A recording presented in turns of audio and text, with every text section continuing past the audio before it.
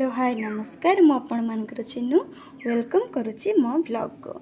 आज मुझे मंदिर जाइली मंदिर शिव बाबा को टिके दर्शन कली दिन भलरे जाऊ कहीं कार्तिक मास यहाँ मुझे कैनि फिर भी मन है टे जाइए बुली आसे ठाकुर पाखे किसी मन कथा कहे सबुदिन तो एमती जाई होनी किंतु आज जाइली आशा करुच्ची आपण मानक छोट ब्लॉग भल लगी आपण मैंने आहरी आहरी मो चैनल को प्लीज टिके सब्सक्राइब करके आगु को बढ़ाते रही नमस्कार।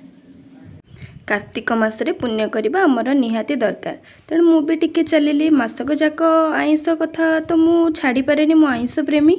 फिर भी 5-6 दिन आइंस न खाई रही पारिबी तेणु मु भी टिके मंदिर दर्शन रे बाहरिली आसंतु आपण माने मो सह